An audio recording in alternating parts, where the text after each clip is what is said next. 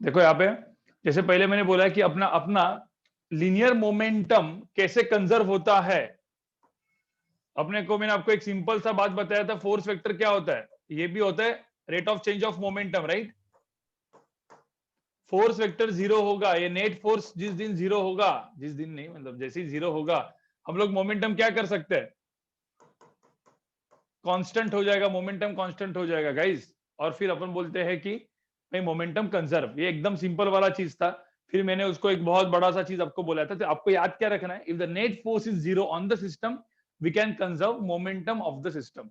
Simple, याद रखो, if the net force is zero on the system. अब जो अगला लेक्चर मेरा इंपल्स के ऊपर होगा तो आपको और समझ में आएगा, कुछ कुछ चीजें समझ में आएगी। मतलब जैसे मैंने बोला ना, मैकेनिक्स पार्ट 1 पूरा एक बकेट में आके चलता है, तो आपको ना हर एक मैकेनिक्स अभी पूरा क्लियर हो जाएगा, ठीक है। फिर मैं आपको ऐसा क्वेश्चन दूंगा कि जहां पे जनरली मैं वो एडवांस प्लस बैच में फिजिक्स में स्टार्ट क्यों नहीं कर पा रहा हूँ, क्योंकि मुझे वापस वापस बैच 3 के ऊपर अलग से एडवांस प्लस बैच नहीं लेना है, उनको रिकॉर्डिंग नहीं भेजनी है, तो उनका थोड़ा सा पोर्शन होता है। तो कैसा होता है, उनका जो टॉपिक चल रहा है तो सारा कंबाइन करके मैं एडवांस प्लस में डाल सकता हूँ, क्योंकि उसमें भी 3-4 बच्चे हैं कि जो एडवांस वाले हैं बैच 3 में भी, ठीक है। और एक गाइस एक चीज दिमाग में रखना, इस संडे को जो नेक्स्ट संडे होता है ना, अपना डैट एंड वैट होता है, अपना कल वैट हो गया, राइट। और उसके पहले फ्राइडे को डैट था, तो अभी भी डैट एंड वैट होगा। डैट एंड वैट के साथ इस बार एक एक्स्ट्रा टेस्ट है, सब लोग कान खोल के सुन लो, एक बार एक एक्स्ट्रा टेस्ट, एक्स्ट्रा टेस्ट, ठीक है, इस संडे को। और वो होगी जेई एडवांस के ऊपर, सिर्फ जेई एडवांस वाले लोग उसमें बैठेंगे, ठीक है। और वो प्रॉपर अच्छा खासा लेवल ऑफ डिफिकल्टी लेगा पेपर का गाइस, मतलब मैं medium and high level difficult, कुछ क्वेश्चन जो जेई एडवांस में भी लोअर लेवल के आते हैं, मतलब जेई मेन लेवल के आते हैं, तो जेई मेन लेवल के क्वेश्चन भी उसमें रहेंगे। उसमें जेई मतलब एडवांस लेवल के डिफिकल्टी लेवल वाले क्वेश्चन भी रहेंगे, और अच्छे वाले क्वेश्चन भी रहेंगे। उसमें अलग अलग टाइप के क्वेश्चन होंगे, इंटीजर टाइप क्वेश्चन होंगे, मैट्रिक्स मैच होगा, मल्टीपल चॉइस क्वेश्चन होंगे, और सिंगल ऑप्शन करेक्ट क्वेश्चन होंगे। कोई भी किसी का भी कॉम्बिनेशन आ सकता है, ठीक है। निट स्टूडेंट्स को जिनको मतलब ऐसे ही मतलब वो करना है, फील करना है, तो दे सकते हो, कोई दिक्कत नहीं है। लेकिन वैसे वैट तो होनी वाली है आपकी, सर नॉर्मल कौन वैट तो सा होनी वाली है। चैप्टर? टॉपिक, सारे टॉपिक्स, ठीक है। टॉपिक जितने भी हुए हैं, work for energy, circular motion, kinematics, Newton laws of motion, सबके ऊपर, ठीक है भाई। एडवांस लेक्चर मतलब हुआ है नहीं हुआ है उसका कोई फर्क नहीं पड़ता, ये सब में जो पढ़ा रहा हूँ वो एडवांस की सब बेसिक्स है, कोई दिक्कत नहीं है। वो जेई मेन मतलब जेई मेन का जो अपन पढ़ाते हैं वही एडवांस का बेसिक्स होता है, ठीक है। तो वो कर लो, ठीक है। चलो, सर कल के टेस्ट का हाईएस्ट क्या था? कल के टेस्ट का हाईएस्ट 42 क्वेश्चंस थे ना, कितने क्वेश्चंस थे? क्या सर? 42 क्वेश्चंस थे मुझे लगता है। हाँ, मुझे जस्ट जानना है यार, ये नासिक में एमएस डेमो 4 कौन है? MS demo 4 and MC demo 18 करके नाम लिखा हुआ है, उसने चेंज नहीं किया है, कौन है वो? उसने अभी तक चेंज नहीं किया है, नाम बताओ, चैट पे नाम डालो आपका। अब तक मुझे पता नहीं चला है वो, मैं हर बार पूछता हूँ, मैं भी विशाल सर से वो पूछने के लिए भूल जाता हूँ कि मतलब उसका नाम क्या है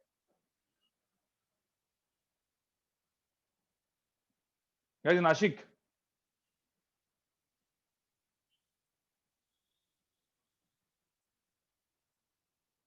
ओके, श्रेया साहब, तेरा क्या है, तेरा मतलब तू बायोलॉजी की स्टूडेंट है क्या? ठीक है। सर मैंने भी चेंज नहीं किया है। तेरा कौन सा है? औरंगाबाद। तेरा कौन सा है? नहीं, औरंगाबाद औरंगाबाद। नहीं, मैंने नासिक का पूछ रहा था। जो भी अपना, अरे उधर डेमो में आप नाम आपका डालो ना, उसमें नाम डालो आपका, तो हर बार नाम आएगा, वो जो है वही आप लेके घूम रहे हो, ठीक है। उसको अपना नाम डालो जरा, उसमें है, ठीक है। आगे बढ़ते चलो। आपके टेस्ट में आउट ऑफ 42 क्वेश्चंस, देखो आवाज सही है क्या? आवाज नहीं बदला ना? सही है सर। बराबर सही है सर। ठीक है, हाँ ठीक है, ठीक है। हाँ, तो आउट ऑफ 42 क्वेश्चंस किसी के टेस्ट में 40 क्वेश्चंस राइट है, ठीक है। वो बंदा का नाम मुझे नहीं पता अभी, एक्चुअली नासिक में भी है कोई, और एक इधर भी अपने विलेपार्ले वीपी बैच में भी है, कुछ लोगों ने टेस्ट भी नहीं दिया है, ठीक है। तो देखो आप लोग मतलब चेक करो, मैं वो बताता हूँ कि कौन कौन क्या क्या है, लेकिन है लोगों को मतलब। और ऐसा नहीं है आपको आउट ऑफ 42 क्वेश्चंस, कुछ कुछ लोगों को 15 क्वेश्चंस 20 क्वेश्चंस भी राइट आते, तो ठीक है, मतलब कोई दिक्कत नहीं है, मतलब 15 to 20 क्वेश्चन भी आपके राइट आ रहे हैं तो मतलब सही है, हाफ भी आपको मिला है तो सही है, कोई पंगा नहीं है। बढ़ाते जाओ, जिसके 50 आउट ऑफ 42 क्वेश्चन, जिसके 15 क्वेश्चन राइट है, अगले टेस्ट में थोड़ा ज्यादा मारने की कोशिश करो, ठीक है। मतलब ये जो रेशियो है वो देख लो। आगे बढ़ते हैं अपन। अब यहाँ पे देखो, ये एक क्वेश्चन है, इसका सेंटर ऑफ मास निकालना है। अब कौन सा क्वेश्चन नंबर पता नहीं मुझे, लेकिन आप पढ़ लो एक बार क्वेश्चन पढ़ लो यहाँ पे। 1-2 मिनट में सबका हर एक का ना आपको आंसर बताऊंगा, पहले आप खुद ट्राई मारोगे। सर क्वेश्चन नंबर 2 है। ओके, क्वेश्चन नंबर 2 है, चलो करो ये क्वेश्चन सर- देखो मे बी। सर हाँ बोलो, टी है। जो भी है क्वेश्चन नंबर 3, क्वेश्चन नंबर 3 है, करो क्वेश्चन नंबर 3 है, करो। सर हाँ बोलो। सर मैंने चेंज कर दिया नेम, श्रेया साळवे। ओके, तो तेरा नाम क्या था? MC डेमो 4 है क्या तेरा? MS demo 4? 18। ओके 18 है। और कोई MC डेमो 4 कौन है? सर मैं हूँ मृदुल। मृदुल। और तू क्या कर रहा है, मतलब जेई कर रहा है, नीट कर रहा है? सर अभी तक डिसाइड नहीं किया मैंने। तो डिसाइड करना पड़ेगा तेरे को, हाँ, ठीक सर। है। यहाँ पे देखो फटाफट चल। हाँ बोलो।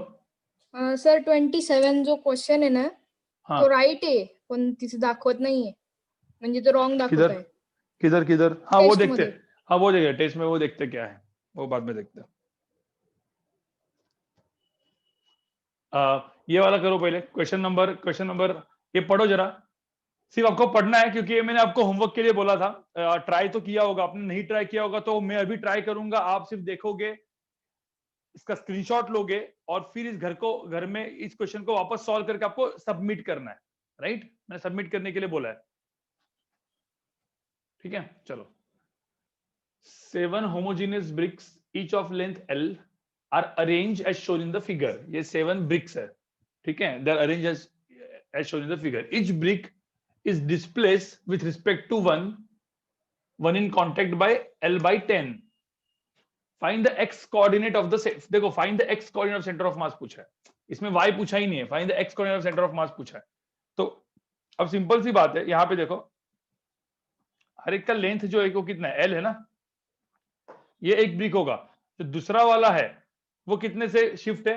L by 10 से। तो मैं यहाँ पे नहीं, मैं चाहिए तो उसको यहाँ पे ड्रॉ कर लेता हूँ, ठीक है, यहाँ पे। तो ये एक ब्रिक हो गया। अब दूसरा वाला जो ब्रिक है वो एक से कितना डिस्प्लेस हो गया, कितना डिस्प्लेस्ड है? L by 10 से डिस्प्लेस्ड है, ठीक है। फिर तीसरा वाला कितने डिस्प्लेस है वापस? देखो हर एक with respect to one in contact by L by 10। तो पहले तो मुझे एक बात बताओ, ठीक है, अब ये ओरिजिन है, ये 0,0, तो मुझे बताओ इसका क्या हो जाएगा? इसका सिर्फ x कोऑर्डिनेट लिखते हैं अपन, ये क्या हो जाएगा? L by 2। ये y कोऑर्डिनेट नहीं लिखते अपन, L by 2 लिखते हैं, सबका x। इसका उसके मुझे बताओ क्या होगा? L by 2 प्लस क्या होगा? L by 10 L by 2 plus L L by by 2 10। Plus L by 10 ऐसा होगा ना, ध्यान में रखना।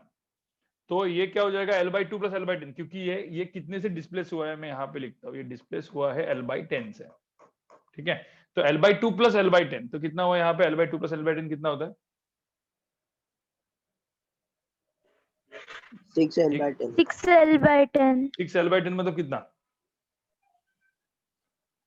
3 3 L by 5 3 L by 5। 3 L by 5। तो ये चीज ये देखो, इसका हो जाएगा 3 L by 5 कॉमा समथिंग। अपने को कॉमा y का कुछ जरूरत नहीं है, ठीक है। 3 L by 5 कर लेंगे। अब उसका 3 L by 5 का और कितना हुआ? ये दूसरा हुआ, तीसरा 3 L by 5 plus L by 10 L by 10 कितना हुआ यहाँ पे? ये भी L by, ये देखो ये जो चीज है ये भी L by 10 से डिस्प्लेस्ड है। तो 3 L by 5 plus L by 10 कितना हुआ? ये 5 into 2 7 L by 7 10। L by 10 7 L by 10। तो यहाँ पे मैं लिख देता हूँ, मैं इसका सबका लिख रहा हूँ यहाँ पे 7 L by कितना 10। y कोऑर्डिनेट की जरूरत नहीं है। फिर ये एक वापस एक ब्रिक आ गई, जो ये फोर्थ वाली ब्रिक है। अब फोर्थ वाले ब्रिक का क्या हो जाएगा? वापस L by 10 से आगे है वो 8 L by 10 8 L by। ये L by 10 है, तो 7 L by 10 plus L by 10 कितना हुआ? 8 L by 10। तो इसका आ जाएगा x coordinate 8l/10 comma something. अब क्या है ना, आगे ऊपर वाले 3 वापस पीछे पीछे चले जा चुके हैं, तो इसका अपने को कुछ प्रॉब्लम नहीं है। उसका क्या हो जाएगा वापस, इसका क्या हो जाएगा 7l/10 ही होगा। ठीक है, फिर इसका मैं वापस यहाँ पे मैं पहले ड्रॉ कर लेता हूं। ठीक है, और फाइनली ये बराबर ना, तो टोटल कितने हुए 7 हो गए। अब यहाँ पे 7l/10 हुआ, ये कितना हुआ 3l/5 हुआ, और ये l/2 हुआ। ठीक है, ये कॉमा वाला अपने को कुछ इसका लेना देना नहीं है। ये भी पूछते तो ये भी अपन कर लेते, कोई दिक्कत नहीं है। ये भी हाइट दिया रहता ना, देखो क्वेश्चन ये भी बन जाता। सपोज ये हाइट एक ए लेंथ l थी और लेट्स से ये लेंथ l/4 होती, तो फिर y कोऑर्डिनेट भी पूछते तो अपन कोई दिक्कत नहीं उसमें। इसमें तो एकदम मिडल में आता, आपको पता ही है। y कोऑर्डिनेट तो कहाँ पे आता है, इधर मिडल पे आता ना कहीं तो। लेकिन अभी x कोऑर्डिनेट पूछा है, तो इस क्वेश्चन में जो दिया है वही अपन करेंगे। अब x coordinate of centre of मास क्या होता है, m1x1 plus m2x2 plus m3x3, सबका मास सेम है। तो क्या करेंगे अपन, मुझे बता कितने रिपीट में है, कितने रिपीट में। देखो ब्रिक नंबर 1 2 3 4 5 6 एंड 7, तो जैसे 1 एंड 7 सेम है, 2 एंड 6 सेम है, 3 एंड 5 सेम है। वैसे जनरली क्या करना पड़ता है, m1x1 plus m2x2 plus m3x3 plus m4x4 plus m5x5 ऐसे m7 एंड x7 ऐसा करना पड़ता है, divide by m1 plus m2 plus m3 plus m4 plus m5 ऐसा करना पड़ता ना। अब तुम लोग का मैथ्स भाई अच्छा है ही, ठीक है, या मैथ्स अच्छा नहीं है तो कर लो जाके। ठीक है, तो x कोऑर्डिनेट सेंटर ऑफ मास क्या हो जाएगा, x कोऑर्डिनेट तो तीन जो रिपीटेटिव जो हो रहा है ना, तो मैं इसको पहले करता हूँ m इंटू क्या करता हूँ, ये 2 रिपीटेटिव है तो 2m कर लेता हूँ, ये मास प्लस ए मास, तो 2m इंटू क्या हो जाएगा l बाई क्या 2, फिर ये भी 2m इंटू क्या हो जाएगा, देखो brick number 2 and brick number 6, 2m into क्या हो जाएगा 3l/5 प्लस वापस 2m इंटू क्या हो जाएगा 7l/10 7l/10। तो ये जो होगा ये तो भाई ठीक है, ये 6 ब्रिक तो हो गए, 7वां ब्रिक कौन सा m इंटू क्या 8l/10। ठीक है, डिवाइड बाय सारे मासेस, कितने हैं वो सारे मासेस 7m। बस इसको कैलकुलेट करो। देखो ये मैं वापस बता रहा हूँ, ये आपका होमवर्क क्वेश्चन है, सॉल्यूशन देखना है यहाँ से और खुद से वापस ट्राई मार के इस क्वेश्चन को वापस सॉल्व करना है। क्वेश्चन नंबर 1 to 20 आपको सबमिट करना है, राइट, थर्सडे या फ्राइडे तक सबमिट करना है। तो ये सब कुछ देख के अभी देख लो, ठीक है, 1 मिनट देखो, स्क्रीनशॉट लो, आगे बढ़ते हैं अपन। तो ये कल ही सबमिट करना है ना ये होमवर्क? कल नहीं, आई थिंक थर्सडे को करना है, शायद से थर्सडे को करना। टाइम ले लो और कर लो, ठीक है। जो मेरे को यहाँ पे क्वेश्चन नहीं दिखेंगे, जो मैंने यहाँ पे क्वेश्चन नहीं किए होंगे, वो खुद को आपको ट्राई मारने वाले क्वेश्चन होंगे, नहीं आएंगे तो फिर ऑफिसर को पूछ लेना। लेकिन मेरे यहाँ पे क्वेश्चन आज डिस्कस करूंगा वो कुछ सिलेक्टेड क्वेश्चन मैंने लिया, आउट ऑफ 29 क्वेश्चन एक 8 से 10 क्वेश्चन मैंने सिलेक्टेड लिए हैं, ठीक है। आगे बढ़ता है, आगे बढ़ू गाइस। Yes sir. ठीक है, अब यहाँ पे देखो ना, ये भी क्वेश्चन इजी है यार, मतलब उस दिन मैंने करवाया था इस तरह का question, calculate the velocity of the centre of mass system of particle. आएगा कि नहीं आएगा आपको ये क्वेश्चन? यस भाई सर। इसमें तो क्या करना है, इसमें तो वेलोसिटी ऑफ सेंटर ऑफ मास कौन सा फॉर्मूला लगाना है, m1 v1 vector plus m2 क्या v2 वेक्टर प्लस जितने भी कितने पार्टिकल है 1 2 3 4 5 पार्टिकल्स है, तो m5 v5 vector divide by क्या करेंगे अपन m1 plus m2 plus m5 तक होगा, ठीक है। अब इसमें ना यही ध्यान में रखना, हर एक वेक्टर, जैसे कि एक वेक्टर है 1.5 का ऐसे, राइट, तो यह क्या हो जाएगा 1.5 क्या हो जाएगा cos -1.5, हाँ जो भी, रुको ना, cos 37 एंड यहाँ पे क्या हो जाएगा 1.5 क्या हो जाएगा sin 37। तो सिंपल सी बात है ना, माइनस आई कैप माइनस जे कैप ऐसा आएगा। Yes sir.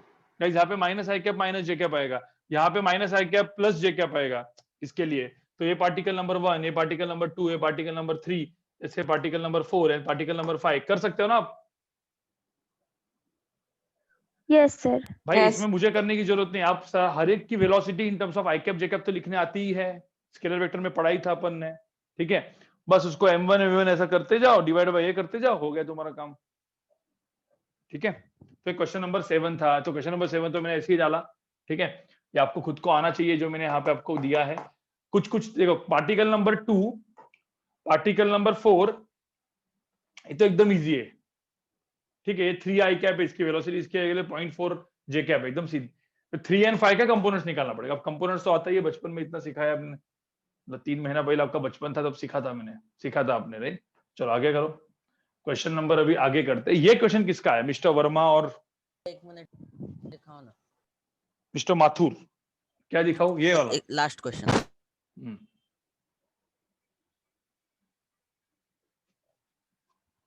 हो गया सर, थैंक यू। आगे बढ़ते, ये क्वेश्चन अच्छा था। किसी का आया क्या क्वेश्चन? क्वेश्चन नंबर 12 किसी का आया? Yes, sir. हाँ सर। पढ़ो एक बार, पढ़ो एक बार, क्वेश्चन पढ़ो एक बार, खुद से पढ़ो, मैं 2 मिनट में बताऊंगा।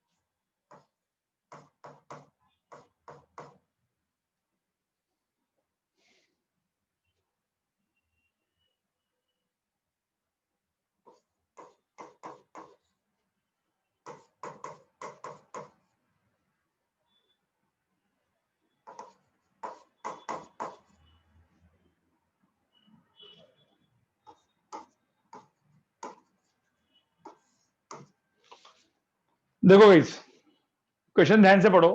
यहाँ पे एक 4 मीटर लॉन्ग बोट है, जो कितने, जिसका मास कितना है? 40 kg। एक जगह पे मिस्टर माथुर खड़े, एक दूसरी जगह पे क्या खड़े? अपने मिस्टर वर्मा, अपने एचसी वर्मा है, ठीक है। तो अब क्या हुआ? To discuss a mechanics problem, ठीक है, प्रॉब्लम भी भाई मैकेनिक्स का ही उनको डिस्कस करना था। They come to the middle of the boat, ठीक है, neglecting the friction in the water, मतलब नीचे वाला कोई फ्रिक्शन नहीं है, ऐसा करे बोट है, मतलब कुछ फ्रिक्शन विक्शन है नहीं नीचे, ठीक है। How far does the boat move on the water during the process? आपको समझ में आया? इसमें कौन सा पहले तो कंसेप्ट लगाना पड़ेगा, मुझे बताओ। डिस्प्लेसमेंट ऑफ सेंटर ऑफ मास क्या हो जाएगा? Zero. जीरो। तो अपन कौन सा वाला कंसेप्ट यहाँ पे लगाएंगे? m1 s1, याद है? m1 s1 vector plus m2 s2 vector plus क्या, m3 s3 vector equal to क्या हो जाएगा गाइस? जीरो। ये क्यों लगाएंगे? ये वाला कंसेप्ट क्यों लगाएंगे? क्योंकि नेट फोर्स जीरो है ना सिस्टम पे भाई, नेट फोर्स जीरो है, सब कुछ पहले रुके हुए थे, तो velocity of centre of mass भी जीरो है। तो velocity of centre of mass zero है, तो क्या करेगा? Displacement of centre of mass भी क्या हो जाएगा? जीरो। तो m1 s1 plus m2 s2 plus m3 s3 is equal to zero हो जाएगा। अब मुझे बताओ, ये जब देखो ये कहां पे आए, चल के कहां पे आए? They come to the what? Center. हाँ, centre, middle of the boat. इसका मतलब देखो, मुझे बताओ पहले तो, ये सपोज नीचे वाला 40 kg मैं उधर ही रखता, ये भी इधर चल के आता, ये भी चल के आता, ये भी चल के आता, ये भी चल के आता, और कहां पे मिलता? मिडल में। तो दोनों ने कितना डिस्टेंस ट्रेवल करना पड़ता? 60, 2 meter को, each. उसको भी 2 मीटर। लेकिन अभी हो क्या रहा है भाई, इसमें प्रॉब्लम क्या हो रहा है कि ये इधर उधर चल के आने की वजह से ना, अब प्लैंक जो है ना, प्लैंक वो भी तो मूव करेगा। अब देखो माथुर का वेट ज्यादा है, बराबर, तो ऐसा पकड़ते इसका फ्रिक्शन ज्यादा होगा, तो प्लैंक पीछे मूव किया, लेट्स से, ठीक है। मैं ऐसा ड्रॉ करता हूँ यहाँ पे, देखो यहाँ पे, क्योंकि मैंने अभी मिस्टर माथुर को कहां पे ड्रॉ किया हुआ है? लेफ्ट हैंड साइड में। आपने राइट हैंड साइड में किया होगा, तो आपके लिए उधर चलेगा वो, जो भी है। आपको होता है ना म्यू इंटू एन होता है ना, फ्रिक्शन कितना होता है? म्यू इंटू क्या होता है? एन। हाँ mg, तो नॉर्मल फोर्स बड़ा है ना यहाँ mg यहाँ पे 60 kg का नॉर्मल फोर्स बड़ा है, तो वो थोड़ा सा लेफ्ट हैंड साइड में मूव करेगा। ठीक है, ऐसा पकड़ ले, जो भी है, ये तो मैंने जस्ट ऐसे ही बताया, आपका आंसर तो सही आता। अब यहाँ पे ये अपने चले गए कौन, माथुर आ गए, अपने वर्मा भी आ गए, एग्जैक्टली मिडल पे आ गए। ठीक है, तो अब पहले तो मुझे बताओ, ये सेंटर था, ये सेंटर अभी कहाँ पे आया, इधर आया। लेट्स से ये पीछे कितना गया, कितना पीछे गया है, x। तो मुझे बताओ ये डिस्टेंस 2 है और ये भी डिस्टेंस 2 है। तो पहले तो मुझे बताओ कि 60 kg वाले का डिस्प्लेसमेंट कितना होगा। बाय ये देखो, ये 60 kg वाला बंदा था, ये 50 kg वाला था। अब तुम देखोगे बाय डायग्राम से देखोगे तो ये डिस्प्लेसमेंट कितना है, 2 + x। नहीं, ये 60 वाले का कितना है, मतलब ये सपोज x होगा, ये डिस्टेंस x है ना, तो ये कितना हो जाएगा, 2 माइनस क्या हो जाएगा, ये 2 माइनस x हो जाएगा। इसका कितना हो जाएगा टोटल, ये 2 + x। हाँ, तो इसका जो हो जाएगा टोटल, इसका हो जाएगा कितना, 2 + x। 50 kg वाले का हो जाएगा 2 + x, 60 kg वाले का कितना हो जाएगा, 2 - x डिस्प्लेसमेंट। और डिस्प्लेसमेंट ऑफ 40 kg वाला प्लैंक कितना होगा, ये सब डायग्राम का क्वेश्चन है। देखो डायग्राम का क्वेश्चन आपका हो गया, आपका काम हो गया। 40 kg कितना है, x है। अब ये 2 + x एंड x पीछे है, 2 - x आगे है, तो displacement 1 displacement 2 i cap minus i cap से कर लो और खत्म कर लो बात। तो m1 x1 क्या होगा, what is m1 s1, m1 की वैल्यू कितनी है भाई, ये m1 लिया मैंने, ये m2 लिया मैंने और ये m3 लिया मैंने, तो m1 s1 मतलब कितना हुआ, 60 इंटू कितना। गाइस ध्यान में रखना, ये जो डिस्प्लेसमेंट 1 है, ये डिस्प्लेसमेंट 1 है, ये डिस्प्लेसमेंट 2 है और ये डिस्प्लेसमेंट 3 है। अब ये सपोज मैंने i कैप लिया, तो s2 एंड s3 क्या हो जाएगा, माइनस i कैप। तो 60 इंटू 2 - x किया, ठीक है, तो 60 इंटू 2 - x किया, तो यहां पे क्या हो जाएगा, m2 की वैल्यू कितनी है, 50। लेकिन यहां पे डिस्प्लेसमेंट पीछे है, तो यहां पे क्या करेंगे अपन, कौन सा साइन डालेंगे, यहां पे जो माइनस से इधर ये जो साइन है, ये कौन सा डालेंगे अपन, माइनस। समझ में आ रहा है। और m3 के लिए भी क्या माइनस साइन डालेंगे, माइनस। तो -40 इंटू क्या डालेंगे, x = 0। बस तुम्हारा आंसर आ गया, समझे। तो ये जो लिखा है, ये मैंने m1 s1 ये लिखा है, m2 s2 ये लिखा है और m3 s3 मैंने ये लिखा है। ठीक है, जिसमें h2 वेक्टर देखो, जिसमें मैंने s1 वेक्टर क्या लिखेंगे अपन, 2 - x i कैप। ठीक है, मैं i कैप j कैप लिखने वाला नहीं हूं क्योंकि सब 1 डायमेंशन है। h2 वेक्टर की एक्चुअली वैल्यू क्या होगी, -2 + x i कैप, और s3 वेक्टर क्या होगा, -x i कैप। तो यहाँ पे i कैप लिखना चाहिए था, लेकिन लिखने की जरूरत नहीं क्योंकि 1 डायमेंशन मोशन है, कोई 2 डायमेंशन यहाँ पे है ही नहीं। सॉल्यूशन समझ में आ रहा है, क्वेश्चन नंबर 12।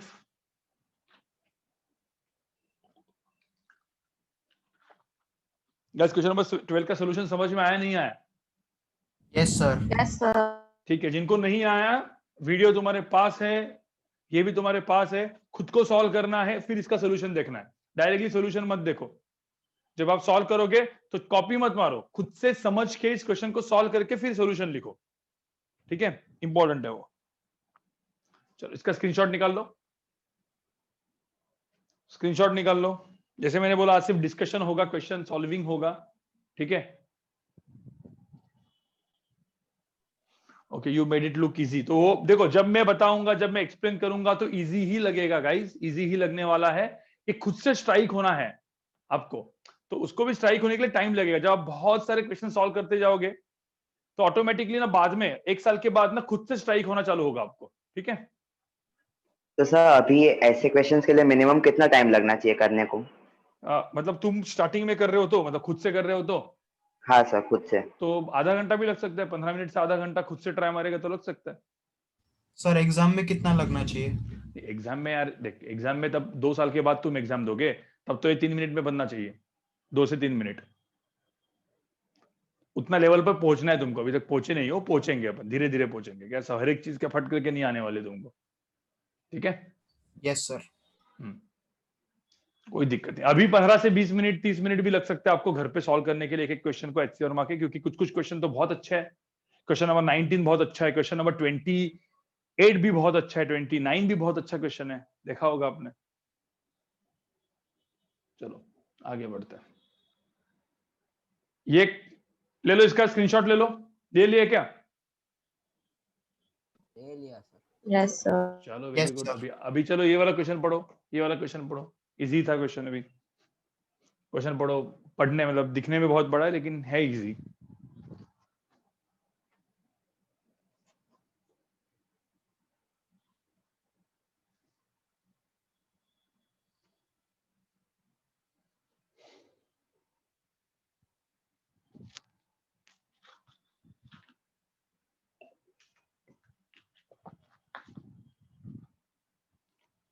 पढ़ो, क्वेश्चन है, फटाफट पढ़ो चलो।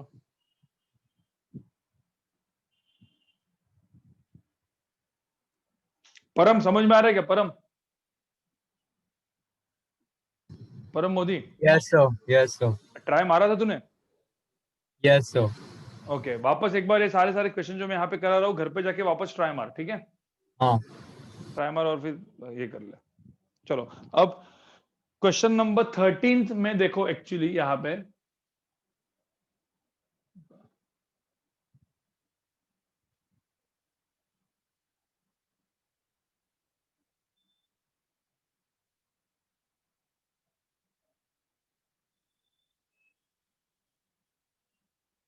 गाइस आपको पता है एक क्वेश्चन अपन ने किया था, इस टाइप का क्वेश्चन अपन ने किया था, लेकिन एक क्वेश्चन थोड़ा सा अलग है। गाइस यहाँ पे देखो, गाइस यहाँ पे वापस देख लो, यहाँ पे देखो एक कार दिया है, यहाँ पे एक बॉब दिया है। देखो क्वेश्चन पूरा पढ़ोगे समझ में आएगा। बॉब गिरता है और पता है गिरने के बाद क्या करता है? ऐसे कोलिजन करता है, थोड़ा सा ऐसा ऐसा कोलिजन करते करते करते करते करते करते करते करते धीरे धीरे कहां पे जाता है? कहां पे गिरता है बॉल? इसके अंदर घुस जाता है, ठीक है? तो बोला है कि ये जब इसके अंदर घुसेगा तो कितना डिस्प्लेसमेंट होगा। अब ये बॉल ऐसे कैसे गया उसको भूल जाओ, कुछ लोग बोलेंगे सर वो ऐसे कैसे ट्रेवल कर सकता है, अब वो छोड़ दो, ठीक है? ऐसा मान लो वो ट्रेवल किया, ठीक है? अब ट्रेवल किया, वो फ्रिक्शन विक्शन की वजह से किया, जो भी होगा, ये डैम्प्ड ऐसे ऐसे ऑसिलेशन हो गया, डैम हो गए, कौन सा टाइप का कोलिजन है वो भी अभी तक मैंने आपको पढ़ाया नहीं है। जो भी है अपने को कोलिजन का इधर लेना देना नहीं है। ऐसा पकड़ लो कि मतलब ये जो कार है यहाँ पे आपको दिख रहा है, यहाँ पे देखो मैंने एक कार यहाँ पे ड्रॉ किया है, यहाँ पे नीचे होल था और यहाँ पे अपना ये बॉल ऐसे लटका हुआ था, ठीक है? तो क्या हुआ, जैसे ये बॉल नीचे गिरा, ये बॉल नीचे गिर के ऐसा बाउंस होके होके होके होके होके होके होके इसके अंदर घुस गया। अब हुआ क्या कि मुझे बताओ, यहाँ पे कोई फ्रिक्शन है क्या? नीचे वाला चीज क्या है? स्मूथ है ना? नीचे वाला जो फ्रिक्शनलेस है ना, यहाँ पे देखो ये फ्लोर कौन सा है? हॉरिजॉन्टल फ्लोर कौन सा है? फ्रिक्शनलेस हॉरिजॉन्टल फ्लोर कौन सा? कार्ट। ये जो कार्ट जिसके ऊपर रखा है, यहाँ पे कोई भी फ्रिक्शन नहीं है। फ्रिक्शन किस में? फिर फ्रिक्शन मेरे किस में होगा? सिर्फ बॉल और कार्ट में, मतलब बॉल और वो कार में, जो कार था या कार्ट था, वो कार्ट एंड बॉल के अंदर फ्रिक्शन है। तो अब बेसिकली मुझे बताओ हुआ क्या? आपको पता है क्या हुआ यहाँ पे? मुझे बताओ, जब बॉल ऐसे ऐसे करने लगा तो जो कार जो है वो कहाँ पे डिस्प्लेस होगी? कार कहाँ पे डिस्प्लेस होगी? लेफ्ट। थोड़ा सा लेफ्ट हैंड साइड में, और बॉल जाएगा आगे। तो बेसिकली उन्होंने ऐसा दिया है कि भाई ये लेंथ एल थी ना, ये लेंथ क्या थी? एल। तो तुम ऐसा इमेजिन करो ना यार, मैं देखो मैं इसको ना रीड्रॉ करता हूँ, यहाँ पे मैं रीड्रॉ करता हूँ। ऐसा पकड़ लो कि ये ऐसा बेसिकली एक प्लैंक था और प्लैंक के ऊपर एक आदमी खड़ा था, ये क्वेश्चन अपन ने किया था। और ऐसा पकड़ लो कि मतलब ये जो डिस्टेंस है, ऐसा पकड़ लो, चलो ये डिस्टेंस मैंने एल माना, ठीक है? अब ये आदमी जाके यहाँ पे गिरना है, तो आदमी आगे आया, मतलब ये बॉल को आदमी पकड़ लो। अब आदमी आगे आया, प्लैंक कहाँ पे गया? पीछे। पीछे। तो बेसिकली जब ये प्लैंक पीछे गया, लेट्स से डिस्टेंस x से, तो आदमी कितना आगे गया? आदमी अभी जाके इसके अंदर घुस गया, मतलब -x।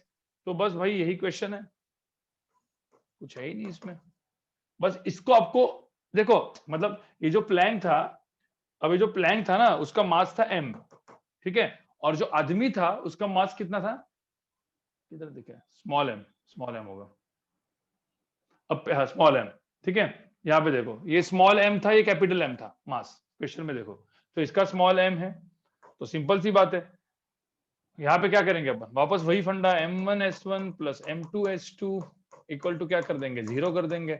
और स्मॉल m का डिस्प्लेसमेंट कितना हुआ, l minus x, right hand side में हुआ, तो आई कैप हो गया, ये माइनस आई कैप हो गया, तो माइनस m इंटू क्या हो जाएगा, x हो जाएगा, इज इक्वल टू 0। तो x की वैल्यू कितनी आ जाएगी, x की वैल्यू कितनी हो जाएगी, ml डिवाइड बाय क्या, m प्लस m। बस समझ में आ रहा है तुमको? Yes, sir. So displacement of the car is ml into ml divided by m plus m, ये इसका आंसर था। तो ये था क्वेश्चन नंबर, कौन सा question, question number 13। Question number 14 तो मैंने करवाया था क्लास में, क्वेश्चन नंबर 14 वो मंकी वाला, बंदर वाला क्वेश्चन तो मैंने क्लास में ही करवाया था। Yes sir. तो वो तो एकदम इजी था, वो तो कोई दिक्कत नहीं है, मैंने बता दिया था पहले ही। ठीक है, एक काम करो, अब इसके बाद जो क्वेश्चन करना है, देखो यहाँ पे ये हो गया, इसका स्क्रीनशॉट ले लो गाइस, इसका स्क्रीनशॉट ले लो, इसका स्क्रीनशॉट ले लो।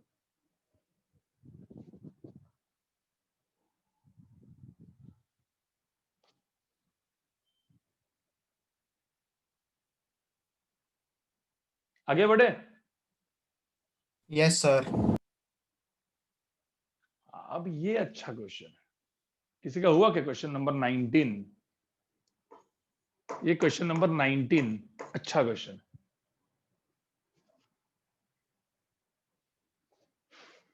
चलो एक काम करो, इस क्वेश्चन नंबर 19 को आप अभी 4 मिनट ले और 4 मिनट इस क्वेश्चन को सॉल्व करने की कोशिश करो। करो 4 मिनट लो और इस क्वेश्चन को सॉल्व करने की कोशिश करो अभी, अभी के अभी। अभी बाकी 15, 16, 17, 18 सब आना चाहिए आपको, वो आप खुद करोगे। क्वेश्चन नंबर 19 है, वो ट्राई मारने की कोशिश करो। चलो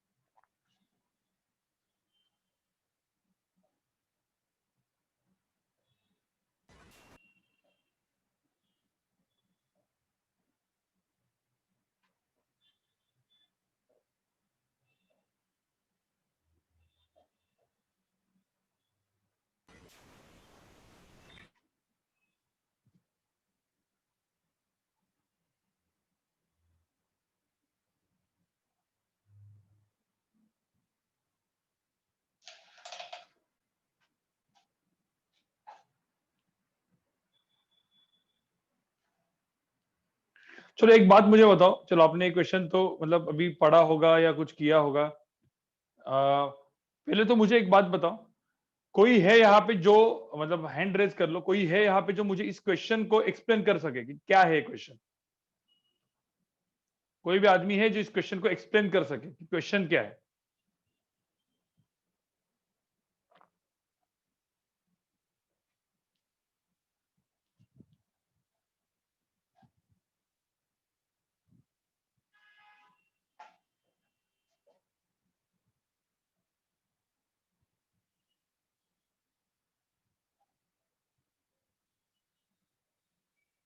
भाई कोई भी बोलो यार, मतलब हाँ चल ठीक है, किसी ने हैंड रेज करो, जरा हैंड रेज करो, मैं बताता हूँ।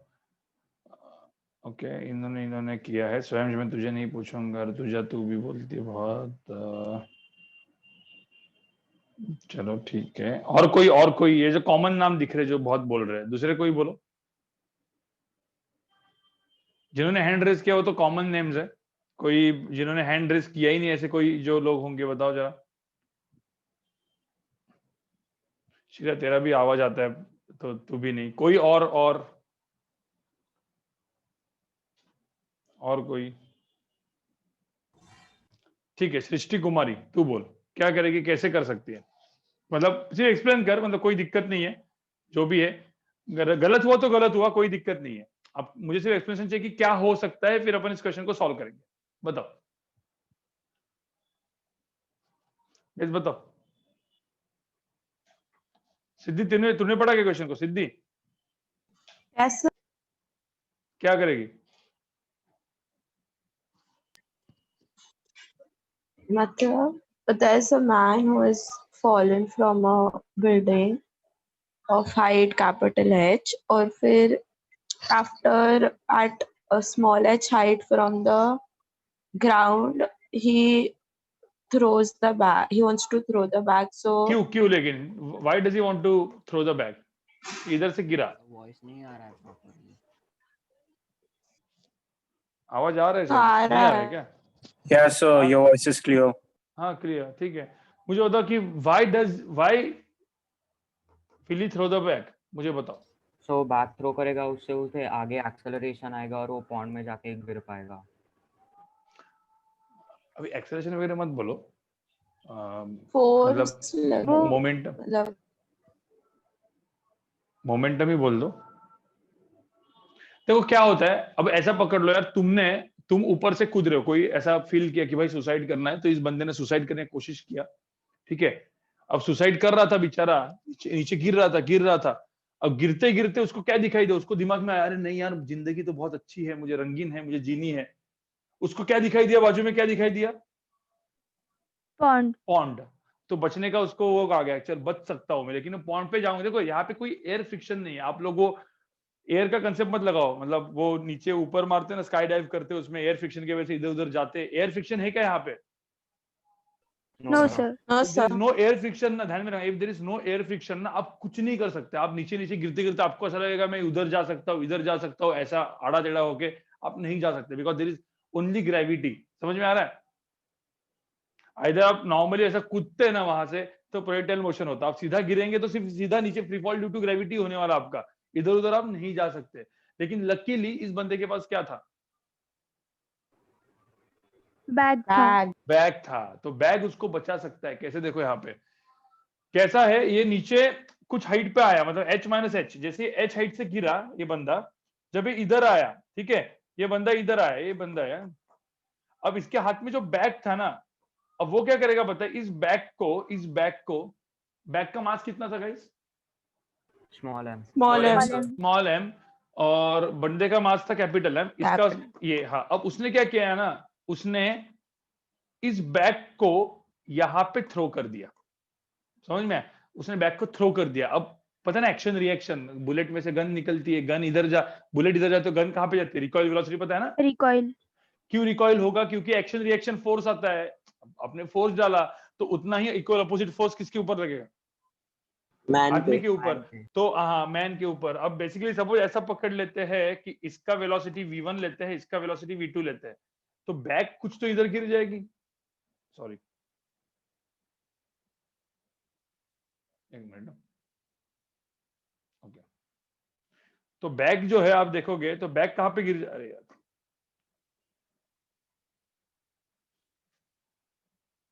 एक मिनट गाइस, जो बैग है वो बैग ऐसे गिर जाएगी यहाँ पे, देखो यहाँ पे, उधर नहीं लिख नहीं सकता मैं, अब समझ जाओ। तो बैग इसे नीचे गिर जाएगी, और आदमी कहाँ पे गिरेगा? एग्जैक्टली कहाँ पे गिरेगा?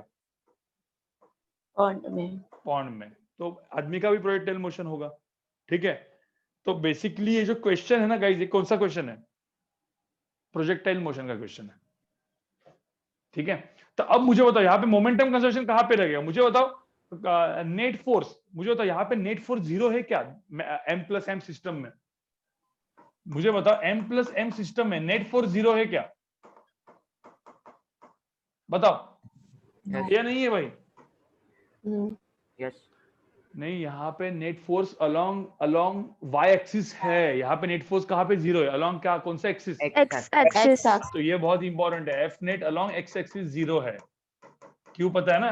क्योंकि यहाँ पे गाइस देखोगे आप, ठीक है, यहाँ पे बेसिकली या इसके ऊपर फोर्स इधर लगा, इसके ऊपर फोर्स इधर लगा, तो यहाँ पे तो नेट फोर्स 0 हो गया अलोंग एक्स एक्सिस, लेकिन अलोंग वाई एक्सिस तो ग्रेविटी है ना भाई, mg। समझ में आ रहा है? तो अलोंग वाई एक्सिस हम लोग मोमेंटम कंजर्व नहीं करेंगे, we will conserve momentum along only along which axis? X axis. तो initial momentum is equal to final momentum. Initial momentum कितना था अलोंग एक्स एक्सिस? 0 था, क्योंकि एक्स एक्सिस पे घूम ही नहीं रहे थे गाइस, ठीक है। तो मोमेंटम अलोंग एक्स एक्सिस, देखो एक्स एक्सिस लिख रहा है मेरे यहाँ, और final momentum along x axis भी 0 होगा। तो 0, ये 0 था, इनिशियल 0, तो फाइनल कितना होगा? mv1 i कैप और माइनस mv2। समझ में आ रहा है तुमको? तो मेरे को यहाँ पे पहले मेरा पहले यहाँ पे आ गया v1 की वैल्यू कितनी आई? mv2 डिवाइड बाय m, जो भी होगा। ये इक्वेशन आप दिमाग में रखना, इक्वेशन नंबर 1 ले लेता हूं मैं, या उल्टा पुल्टा जो भी करो, ठीक है। उसके बाद क्वेश्चन कौन सा है, क्या क्या चीज दिया हुआ है? हाइट h दिया है, calculate the minimum horizontal velocity impart to the bag so the man lands in the water, ठीक है। Calculate the minimum horizontal velocity. यहाँ पे क्वेश्चन देखो क्या पूछा,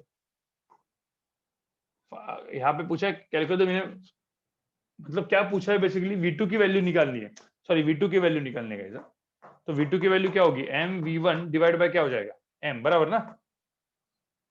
यस सर भाई सेम चीज लिखो। तो v2 की वैल्यू निकालनी है। अब कैसा होगा मैं आपको बताता हूँ इस क्वेश्चन को। अब ये जो क्वेश्चन बचा, अब बचे वाला जो क्वेश्चन है वो है काइनेमेटिक्स का क्वेश्चन, मतलब प्रोजेक्टाइल मोशन का क्वेश्चन। पहले तो मुझे एक बात बताओ, कितना टाइम लगेगा इसको, इस बैग को, इस आदमी को इधर से इधर आने के लिए? कोई वो बोल पाएगा कितने टाइम के बाद वो इधर से इधर आएगा? जो कुछ लगेगा वही भाई, टाइम अलोंग वाई एक्सिस ना। तो आदमी जो है, आदमी ऐसे गया ना, लेकिन उसका जो वाई कंपोनेंट था, अब मुझे बताओ वाई कंपोनेंट तो नीचे ही जा रहा है, बराबर? तो पता है इस क्वेश्चन को सॉल्व करने का मतलब, ये क्वेश्चन में, इस क्वेश्चन को थोड़ा सा मैं जेई एडवांस का क्वेश्चन बोल दूंगा, ठीक है, क्योंकि लंबा क्वेश्चन है। तो जेई मेन का बहुत अच्छा लेवल या जेई एडवांस लेवल बोलूंगा मैं इस क्वेश्चन को, ठीक है। तो गाइस यहाँ पे देख लेना। अब ये जो आदमी है, ये आदमी नीचे गिर रहा है। अब टाइम मुझे निकालना है, उस टाइम निकालना है मुझे, कितना टाइम लगेगा इस आदमी को या बैग को आने के लिए नीचे। सबको पता है वो टाइम निकालने के लिए कैसे निकालोगे आप वो टाइम?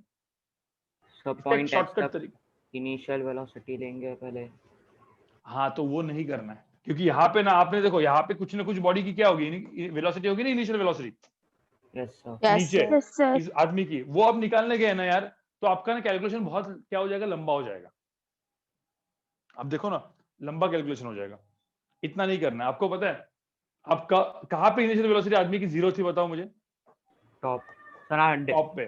तो टॉप, हाँ, एकदम हाइट h पे 0 थी, बराबर।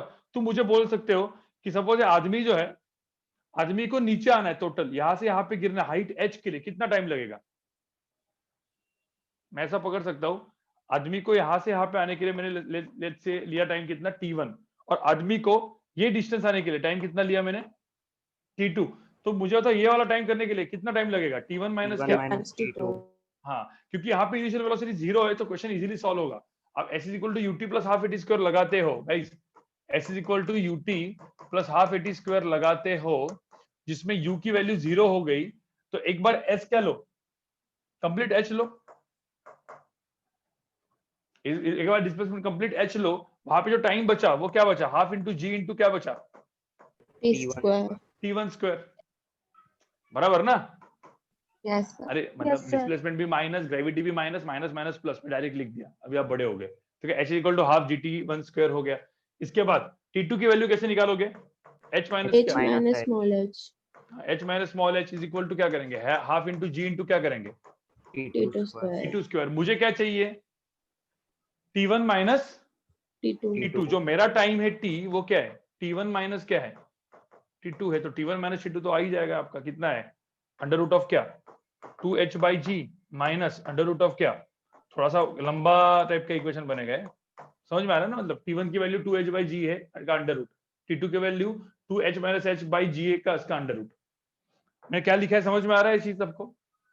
Yes yes sir. तो बस तुमको टाइम आ गया, हो गया तुम्हारा काम खत्म। अब प्रोजेक्टाइल मोशन लगाओ, ये था अपना डिस्प्लेसमेंट अलोंग कौन सा एक्सिस, वाई एक्सिस से किया, एक्स एक्सिस में क्या है displacement along x axis is equal to क्या करेंगे अपन v1 इंटू क्या करेंगे टाइम टी।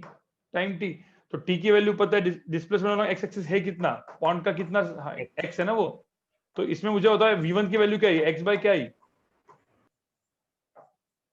t भाई, क्योंकि इसका half ax t square, ax कितना है यहाँ पे, ax की वैल्यू कितनी है 0 है ना, तो v1 की वैल्यू क्या है x बाय t, ये t इधर डाल दो तो तुम्हारा v1 आ गया, v1 का वैल्यू यहाँ पे डाल दो, क्या आ गया तुम्हारा v2 आ गया। समझ में आया? थोड़ा सा मैंने फास्ट किया इस क्वेश्चन को सॉल्व, थोड़ा सा फास्ट किया क्योंकि ये क्वेश्चन आपको करना था और अच्छा क्वेश्चन है, मैंने जैसे बोला जी एडवांस का क्वेश्चन है तो थोड़ा सा दिमाग लगाओ। मैंने ये सब क्यों किया, जिनको नहीं समझ में आया गाइस, आफ्टर द लेक्चर आज या कल के अंदर, ठीक है, मैक्स टू मैक्स आपको इसके ऊपर बैठना है, इस क्वेश्चन के ऊपर, और ये वीडियो तो आपको मैं दूंगा ही और सोल्यूशन भी आपके सामने पूरा का पूरा है। खुद से पहले क्वेश्चन सॉल्व करने की कोशिश करो, ऐसा क्यों हो रहा है ध्यान में रखना। वो नीचे आ रहा था, उसने मोमेंटम कंजर्वेशन किया, ठीक है, मोमेंटम कंजर्वेशन किया मतलब क्या किया उसने, इस हाइट पे आने के बाद उसने क्या किया है, देखो इस हाइट पे आने के बाद उसने क्या किया है, जब आदमी गिर रहा था, जब देखो जब वो बैक को थ्रो करेगा तो बैक के ऊपर एक फोर्स आएगा, उसी के ऊपर एक फोर्स आएगा पीछे, तो along x axis net force कितना हुआ guys, along x axis net force कितना हुआ 0। अब नेट फोर्स 0 हो गया तो अलोंग एक्स एक्सिस हम लोग मोमेंटम कंजर्व कर सकते हैं।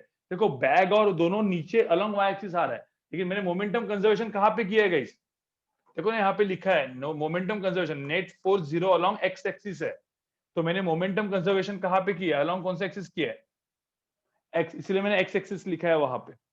और फिर मैंने इनिशियल मोमेंटम तो 0 ही था क्योंकि वो सीधा नीचे गिर रहे थे, एक्स एक्सिस पे कोई मूव कर रहा था क्या, मुझे तो एक्स एक्सिस पे कोई भी मूव कर रहा था क्या, आदमी या बैग नहीं, वो तो सिर्फ नीचे अलोंग वाई एक्सिस जा रहे थे, तो एक्स एक्सिस की उसकी इनिशियल वेलोसिटी मोमेंटम कितना था 0 था, फाइनल मोमेंटम कितना था, इधर mv1 इधर माइनस mv2 खत्म। तो ये इंपॉर्टेंट है, ये आपको इजी लगेगा, देखो ये इजी लगेगा लेकिन ये कंसेप्चुअल है, समझ में आ रहा है कि इक्वेशन लिखना भी कंसेप्चुअल है। कुछ लोग तुक्का मार के लिखोगे तो तुक्का मारना नहीं है, समझ के लिखना है क्यों आया ऐसे, ठीक है गाइस, ठीक है। मैं जैसे बोला कि आज के लेक्चर में मैं थोड़े से जेई मेन एंड एडवांस वाले क्वेश्चंस कराऊंगा, मतलब डिफिकल्ट लेवल के क्वेश्चन, तो शायद से डिफिकल्ट लेवल के क्वेश्चंस आपके हो गए तो बाकी वाले आप इजी लेवल के क्वेश्चंस कर सकते हो, ठीक है। चलो अब एक काम करो, आगे बढ़ो, इसका स्क्रीनशॉट ले लो, इसका स्क्रीनशॉट ले लो एक,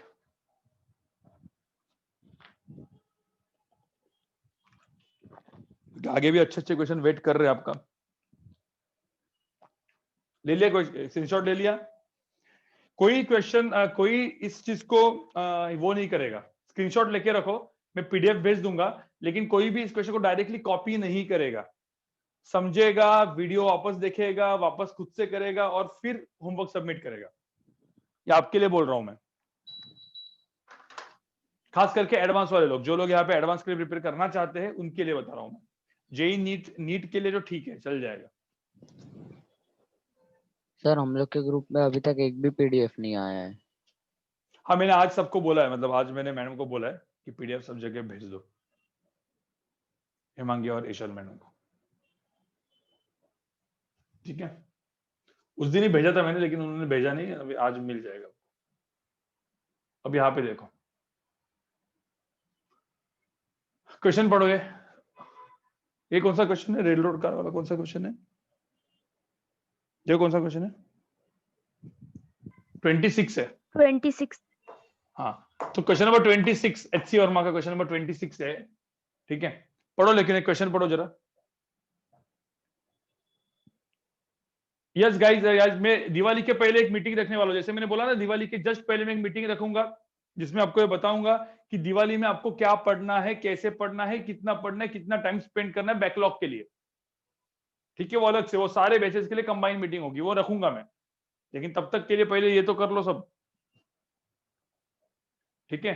बोर्ड्स वालों को पढ़ना जरूरी है क्या गाइज? बोर्ड्स हो या जेई हो, ठीक है, मैं तुमको क्या बोला था, एकदम जो प्योर बोर्ड्स होंगे, जो इवन नाटा भी नहीं देंगे, कुछ भी नहीं देंगे, हाँ, उनके लिए सारे लेक्चर्स इतनी ज्यादा जरूरत नहीं है, मतलब इतना सब कुछ डेप्थ में पढ़ने की जरूरत नहीं है, ठीक है। जो लोग जेई मेन के लिए प्रिपेयर कर रहे हैं, सीईटी के लिए प्रिपेयर कर रहे हैं, नीट के लिए प्रिपेयर कर रहे हैं, उनको तो पढ़ना ही है, सिंपल सी बात है। एकदम अच्छे लेवल के क्वेश्चंस नहीं किए तो भी चलेगा, जनरली मैं जो कराता हूँ क्वेश्चंस अच्छे लेवल के, सारे जितने भी टेस्ट अपने हुए हैं वो आप करोगे, मैं वो उसके बारे में आपको बताऊंगा, ठीक है, वो मैं आपको बताऊंगा। वंशिल, वो घाटकोपर का चीज अभी तक डिसीजन हमारा लेना बाकी है, मैंने भाविन सर से मीटिंग किया था, हम लोग अभी की आइदर, मतलब जो जैसे मैंने आपको बोला था पिछले लेक्चर में, आपके जो कुछ स्टूडेंट्स होंगे अपने, जिनको फिजिक्स जेई नीट का मेरे से पढ़ना है, वही लोग दिवाली के बाद में मेरे साथ बैठेंगे, ठीक है, बाकी लोग डिसकंटिन्यू होंगे, बाकी लोग जो भी आपके बोर्ड्स के लेक्चर वगैरह चल रहे हैं उनके साथ बैठेंगे, तो आपका कॉल है घाटकोपर के लिए, ये मैं बता रहा हूँ, जस्ट फॉर घाटकोपर, ठीक है। और कैसे पता चलेगा कि लेक्चर बोर्ड है, ये क्वेश्चन पूछा था कि गाइस कैसे, मुझे एक बार आप ही उसका आंसर दो भाई, तुमको कैसे पता चलता है कि लेक्चर बोर्ड का होता है या जेई का होता है, कैसे पता चलता है तुमको? सर आप पढ़ा रहे हो तो जेई का होगा। नहीं वो तो ठीक है, इन जनरल क्वेश्चन देखो, हाँ बोलो, कोई बोलो और। So बोर्ड लेक्चर में ज्यादा थियोरी रहता है। न्यूमेरिकल्स नहीं है। तब बोर्ड लेक्चर होगा तो ज्यादा बोर डिफिकल्टी लेवल, डेफिनेशंस होती है। हाँ, या फिर मैं एकदम सिंपल सी बात, बराबर बोला आपने भी, बहुत सही बोला। मैं आपको ना इन जनरल, कभी कभी क्या होता है, कुछ प्रोफेसर क्या बोलते हैं, हम जेई का पढ़ाते हैं लेकिन पढ़ाते हैं वो बोर्ड एंड एकदम सीईटी लेवल का, ठीक है। तो मैं आपको बताता हूँ, कोई भी क्लासेस में आपको सपोज ये जानना है कि कौन सा क्लास एक्चुअल में जेई मेन का है, मतलब जेई मेन नीट का है, और कौन सा class pure board and CET का है, आपको पता है कौन सा class pure board and CET वाला है और कौन सा क्लास जेई मेन, मतलब CET JEE Main and NEET का है, ये जानना है ना आपको।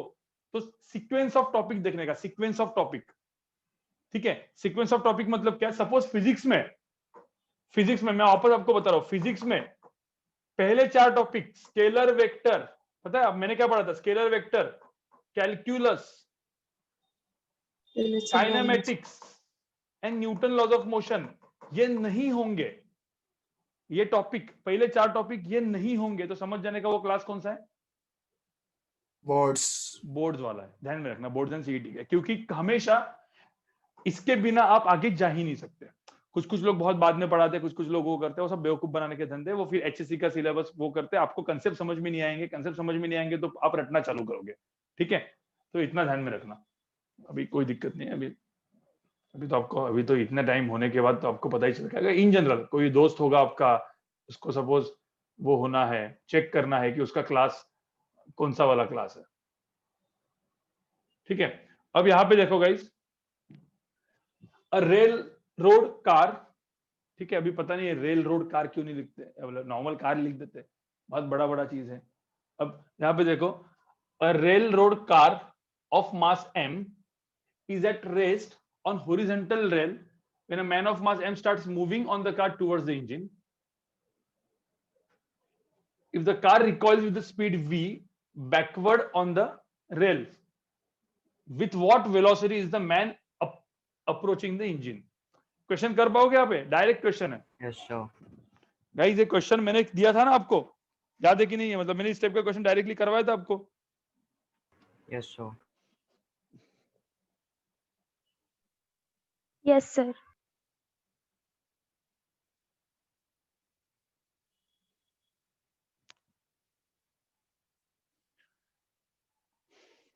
गाइस मुझे बताओ, इस क्वेश्चन में मैं आपको बताता हूँ, ये क्वेश्चन में आप पीछे वाला आंसर आप चेक करोगे तो पीछे वाला आंसर थोड़ा सा अलग मिलेगा, क्यों ऐसा अलग मिलेगा बताओ मुझे, कोई बोल सकता है? ये अपना रेल रोड कार है, क्योंकि इसके बाद का जो क्वेश्चन है ना, ये बहुत एडवांस वाला टाइप का क्वेश्चन है, पहले इसीलिए मैं आपको बता रहा हूँ, ये क्वेश्चन ध्यान से सुनो। रेल रोड कार ऑफ मास कितना है, इसका मास कितना है, m is at rest on a frictionless rail, ये रेल है, फ्रिक्शनलेस मतलब इधर का म्यू कितना है, 0 है, रेल्स है, ठीक है। A man of mass m, so there is a man, उसका मास कितना है m, और यहाँ पे इंजन है, ये इंजन पकड़ लेते हैं अपन, इसका इंजन है, ठीक है, जो भी है। हाँ, a man of mass m, he starts moving with कितना स्पीड, ये कितने स्पीड से मूव करना चालू किया, सम स्पीड v1। तो मुझे बताओ रेल रोड कार कहाँ पे आने चालू करेगी, पीछे पीछे, और वो कितने कितने स्पीड से पीछे आ रही है बताओ मुझे। V2 V हाँ, मतलब यहाँ पे लिखा है v2 की वैल्यू कितनी लिखी है, विथ स्पीड कितना लिखा है, v backward on the rail. अब यहाँ पे जो क्वेश्चन पूछा है ना गाइस, वो क्वेश्चन बहुत important, with what velocity the man approaching the engine. मतलब यहाँ पे कौन सी वेलोसिटी पूछी है गाइस, कौन सी वेलोसिटी पूछी है, रिलेटिव वेलोसिटी। क्या पूछा है भाई, इन दोनों का रिलेटिव वेलोसिटी पूछा है, मतलब कितने स्पीड से वो उसके नजदीक आ रहा है, ऐसा पूछा हुआ है। अब एक सिंपल सी बात मुझे बताओ, पहले तो इस केस में ये विथ रिस्पेक्ट टू ग्राउंड है, ये जो v1 है ना वो विथ रिस्पेक्ट टू ग्राउंड है, मैन का स्पीड। तो मुझे बताओ इस केस में, मुझे पता है इसके ऊपर फ्रिक्शन आगे लगेगा, इसके ऊपर फ्रिक्शन पीछे लगेगा, तो नेट फ्रिक्शन की वैल्यू कितनी होगी, 0 0। तो अपन कौन सा क्या चीज कंजर्व करेंगे, मोमेंटम कंजर्व करेंगे। तो initial momentum equal to final momentum, initial momentum की वैल्यू कितनी थी 0 फाइनल मोमेंटम कितना था mv1, और पीछे वाला कितना था माइनस क्या m इंटू v। तो मुझे बताओ v की वैल्यू आई कितनी, सॉरी v1 की वैल्यू कितनी आई, v1 की वैल्यू कितनी आई, क्योंकि v तो दिया है ना, m बाय m इंटू कितने आया v। तो v1 की वैल्यू मेरी इतनी आई। अब मुझे बताओ यहाँ पे क्या पूछा है, मुझे बताओ इंजन, हाँ रिलेटिव वेलोसिटी, इंजन पीछे आ रहा है v से, ये आगे जा रहा है v1 से, तो मुझे तो रिलेटिव वेलोसिटी क्या होगी, velocity of a with respect to b is, हाँ ये दोनों अपोजिट डायरेक्शन में, बेसिकली इसको a पकड़ते इसको b पकड़ते, velocity of a with respect to b is velocity of a minus velocity of b। अब दोनों का वेक्टर एडिशन मतलब वेक्टर सब्ट्रैक्शन करना है, ये इधर का वेक्टर है इधर वेक्टर है, ये बेसिकली v1 i कैप होगा, और ये क्या है, ये कौन सा वेक्टर है बताओ मुझे, माइनस v i कैप। तो दोनों को सब्ट्रैक्ट करेंगे तो दोनों का मैं बेसिकली ऐड कर रहा हूं ना दोनों को इन शॉर्ट। तो इसका जो आंसर आएगा, इसका मैं आंसर लिखूंगा v1 i cap minus v i cap. तो आंसर कितना आएगा यहाँ पे guys, v1 plus v i cap, मतलब v1 i कैप लिखने की जरूरत नहीं थी, लेकिन जस्ट मैंने लिखा। अब v1 की वैल्यू कितनी है, ये चीज दिया हुआ है, तो m by m into v plus v, ये मेरा आंसर है। समझ में आ रहा है गाइस, समझ में आ रहा है क्या? Yes sir. तो velocity of a with respect to b का मैग्नीट्यूड ये है। काम हो गया तुम्हारा।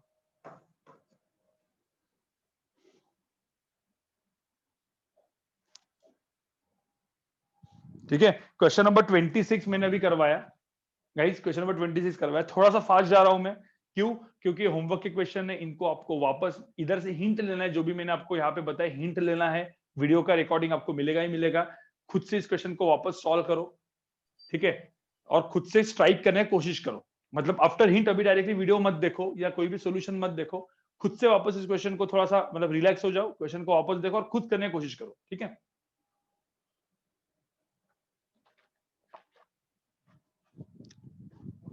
अरे हाँ, मैंने कुछ पेज छोड़ने को बोले थे क्योंकि इंटीग्रेशन का पार्ट करना था, वो किया ही नहीं मैंने यार, तुमने भी याद नहीं दिया है, मैं करवाता हूँ वो अगले लेक्चर में, पहले 2 लेक्चर अपने बचे हुए दिवाली के पहले कर देंगे उसमें। आगे बढ़े, यस सर। इसको ये कर लो, स्क्रीनशॉट ले लो इसको।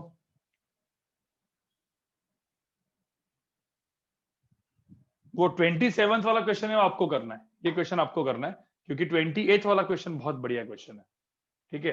मैं वापस बोल रहा हूँ, ये क्वेश्चन वापस जेई एडवांस टाइप का क्वेश्चन आ गया है, अच्छा वाला क्वेश्चन है, मतलब जेई मेन का प्रो लेवल बोल सकते हैं, जेई मेन प्रो लेवल, मतलब अच्छी वाली, जो जेई मेन में भी कुछ अच्छे क्वेश्चन आते हैं, ठीक है। नीट का नहीं, एम्स का, मतलब एम्स में आते थे ऐसे क्वेश्चंस, तो एम्स का लेवल बोल सकते हैं, एम्स का प्रो लेवल, ठीक है। चलो इस क्वेश्चन को थोड़ा 3 से 4 मिनट अच्छे से पढ़ो, क्योंकि लास्ट के 2 क्वेश्चन अभी बचे अपने, एक क्वेश्चन नंबर 28 है, इसको 3 से 4 क्वेश्चन में 3 से 4 मिनट में आपको आराम से दे सकता हूँ, पढ़ो जरा क्वेश्चन को अच्छे से।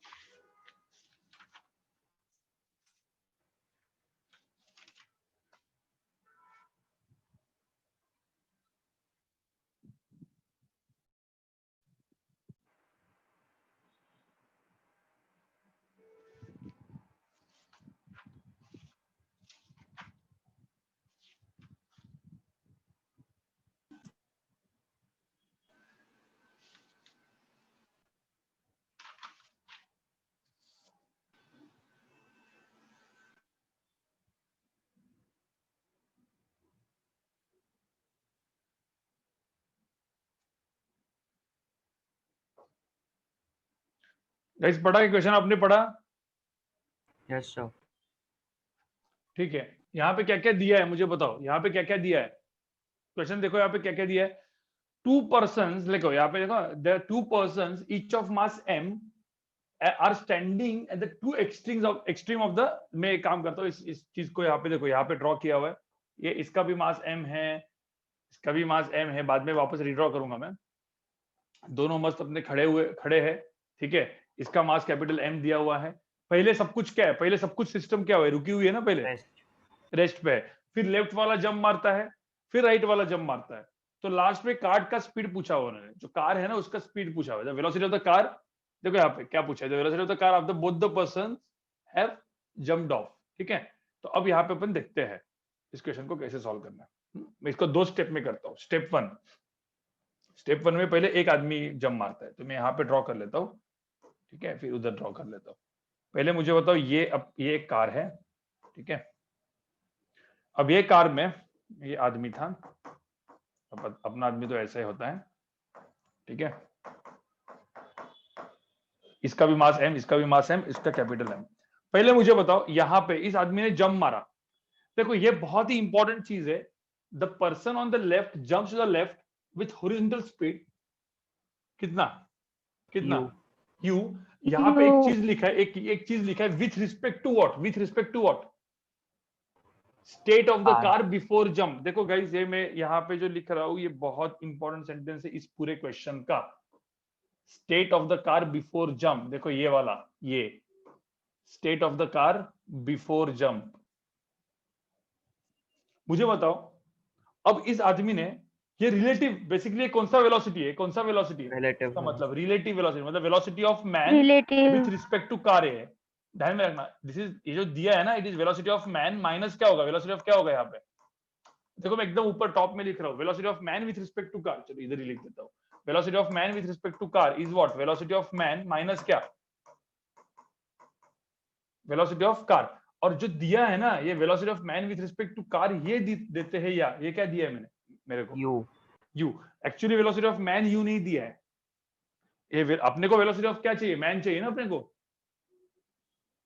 अब ध्यान में रखना, इनिशियल मतलब ये स्टेप 1 में, जो स्टेप 1 था, इसमें वेलोसिटी ऑफ कार कितना था, 0 था। तो वेलोसिटी ऑफ कार 0 होने के वजह से मुझे बताओ वेलोसिटी ऑफ मैन क्या हुआ, खुद वेलोसिटी ऑफ क्या हो गया, man with respect to car ही हो गया ना वो तो। और विच इज कितना हुआ वो, u इस डायरेक्शन हो गया, तो अपन u लिख देते हैं सीधा यहाँ पे। ये u से इसने जंप मारी, मुझे बता इसने u से जंप मारी, तो ये पूरी की पूरी कार कितने से आगे गई, कार और आदमी सम v से।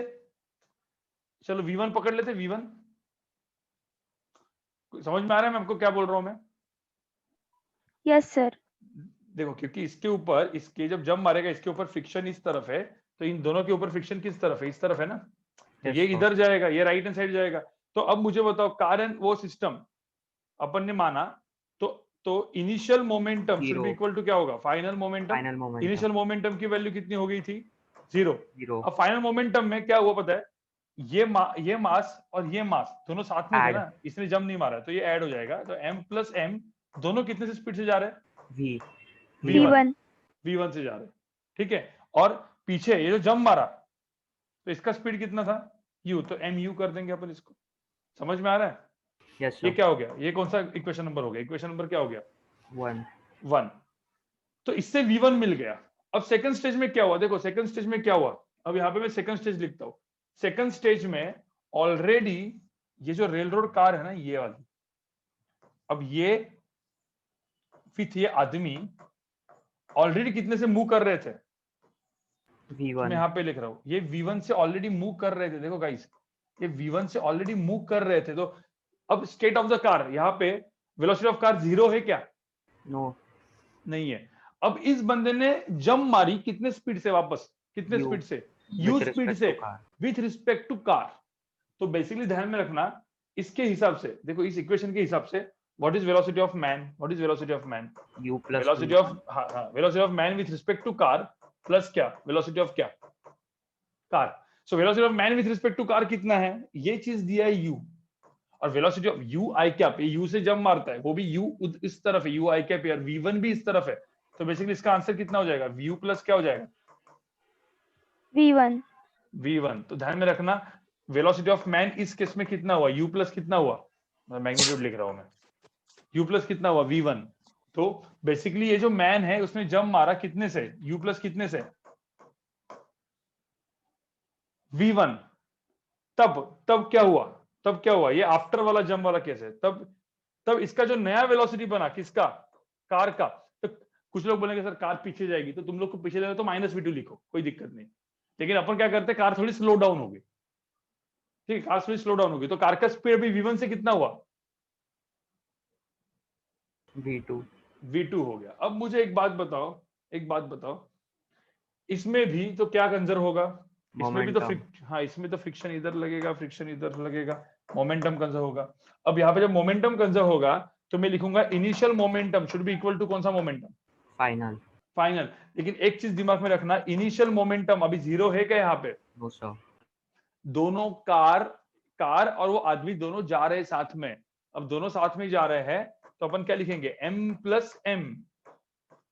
उसका इनिशियल स्पीड कितना था दोनों का, v1 should be equal to final momentum. Final momentum कितना है, मास जो है, ये जो मास इसका m है, इसका मास कैपिटल M है, तो इसका मोमेंटम कितना हुआ, m इंटू कितना हुआ, u प्लस कितना हुआ, v1। और इसका मोमेंटम कितना है, कैपिटल M इंटू कितना हुआ, नहीं माइनस m नहीं, मैं v2 का डायरेक्शन देखो क्या माना है, इसी डायरेक्शन में माना है, तो प्लस mv2 मान लो। समझ में, ये कौन सा इक्वेशन हो गया, इक्वेशन नंबर क्या हो गया, 2। बस इन दो इक्वेशन को सॉल्व करो, तुम्हारा आंसर आ गया। इन दो इक्वेशन को सॉल्व करो, तुम्हारे इस क्वेश्चन को सॉल्व हो जाएगा। तो जेईई एडवांस का क्वेश्चन क्यों है समझ में, 2 स्टेप में करना है। थोड़ा सा कंफ्यूजिंग हो सकता है क्योंकि इसमें रिलेटिव वेलोसिटी वगैरह का भी कंसेप्ट अपने को लगाना पड़ा। वापस बोल रहा हूँ, ये क्वेश्चन को सॉल्व आपको खुद को करना है, मैंने सोल्यूशन बताया है, तो सोल्यूशन का वीडियो आपके पास रहेगा, क्योंकि इस लेक्चर का वीडियो आपके पास रहेगा। वैसे भी नाम क्वेश्चन सॉल्विंग है, ठीक है। एट अ स्टेज में कुछ लोग को समझ में आया होगा, V2 नेगेटिव लेना तो नेगेटिव भी ले सकते, कोई दिक्कत नहीं। अगर V2 नेगेटिव लिया आंसर चेंज होगा, तो माइनस mv2 आएगा, इक्वेशन माइनस mv2 आएगा। अरे तो वेक्टर है तो हमें डायरेक्शन मिल जाएगा। हाँ तो वो डायरेक्शन मिल जाएगा, कोई दिक्कत नहीं। इसमें v2 की वैल्यू कैलकुलेट करके नेगेटिव आई, इसका मतलब क्या है, डायरेक्शन जो मैंने एज्यूम किया है वो डायरेक्शन क्या होना चाहिए, रॉन्ग, मतलब रॉन्ग, अपोजिट में होना चाहिए, बस यही तो है।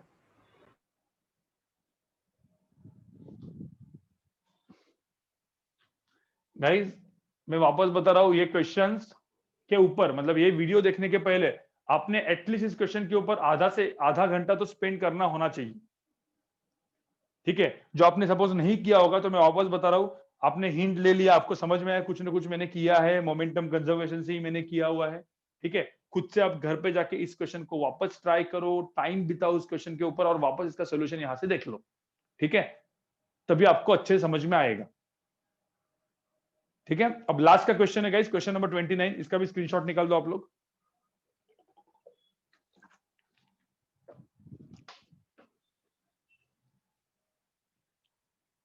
लास्ट का क्वेश्चन है क्वेश्चन नंबर 29।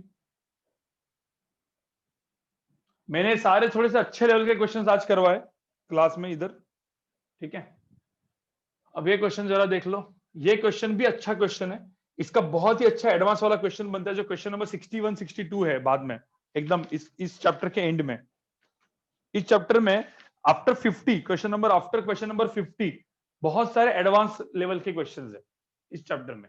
आफ्टर 50 बहुत सारे एडवांस लेवल के क्वेश्चंस है, मतलब अपने को और 10-15 क्वेश्चन के अपना नॉर्मल वाला लेवल खत्म हो जाता है, फिर सारे एडवांस वाले, ठीक है।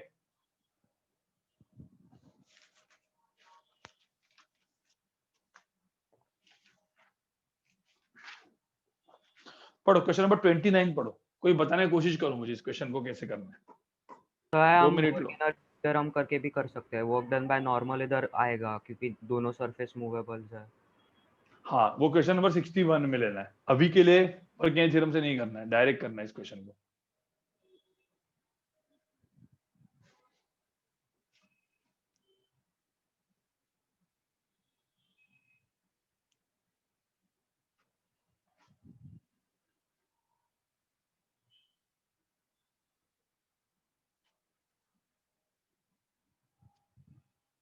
क्वेश्चन ध्यान से पढ़ो गाइस, क्वेश्चन नंबर 29 है, लास्ट का क्वेश्चन है, लास्ट के 5 मिनट बचे हुए, सुन लो सब लोग।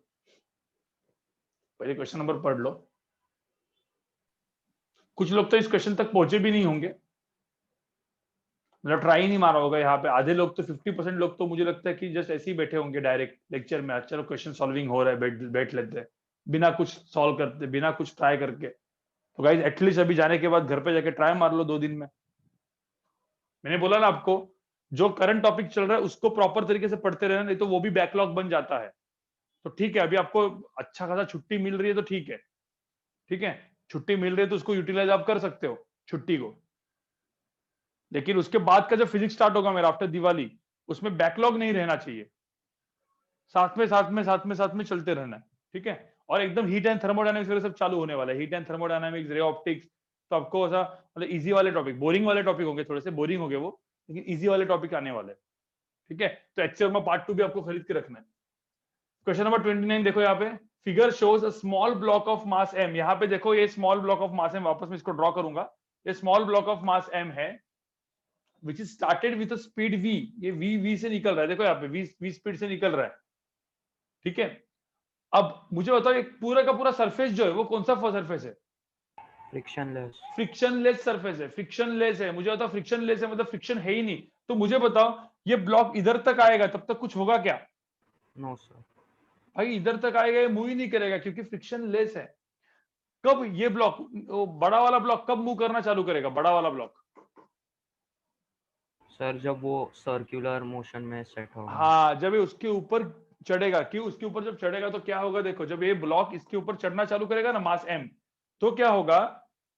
इसके ऊपर एक नॉर्मल फोर्स आएगा, बराबर ना, एक्शन रिएक्शन गाइस। ये एक नॉर्मल फोर्स आएगा, इसके ऊपर भी नॉर्मल फोर्स आएगा। अब ये बड़े वाले ब्लॉक के ऊपर एक नॉर्मल फोर्स है, उस नॉर्मल फोर्स की वजह से वो ब्लॉक क्या करना चालू करेगा? क्या करना चालू करेगा? आगे जाना चालू करेगा, मोशन करना चालू करेगा। अब इन्होंने क्या बोला है? फाइंड द स्पीड ऑफ, अपने को पूछा किसका स्पीड है, बताओ मुझे। Speed of what? Find the speed of what? Bigger block, जो बड़ा वाला ब्लॉक है उसका स्पीड मुझे बोला है when the smaller block reaches the point A। ये भी इंपॉर्टेंट है। ये क्वेश्चन थोड़ा सा इजी क्यों बन गया? इजी मतलब इसका अपर वाला वजह, मतलब इसका बाप क्वेश्चन जो है ना, क्वेश्चन नंबर 61 है। सिर्फ एक बार झलक देख सकते हो उस क्वेश्चन की। क्वेश्चन नंबर 61 उसका बाप वाला क्वेश्चन है, सब है उसमें, सब। क्वेश्चन नंबर 60 एंड 61 ये दोनों में सब है, मतलब क्वेश्चन नंबर 61 में। और मैं आपको एक क्वेश्चन और दूंगा जिसमें circular motion, Newton laws of motion, work power energy, collision, momentum conservation, सब कुछ होगा, सब कुछ, ठीक है। मैं आपको बताऊंगा ऐसे क्वेश्चंस, ठीक है। सब एडवांस वाले क्वेश्चंस आते हैं इसमें, मतलब मल्टीपल टॉपिक को मिला के क्वेश्चन बनेंगे, ठीक है।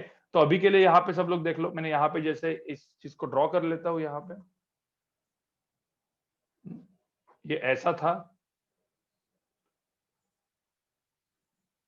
अब यहाँ पे हुआ क्या?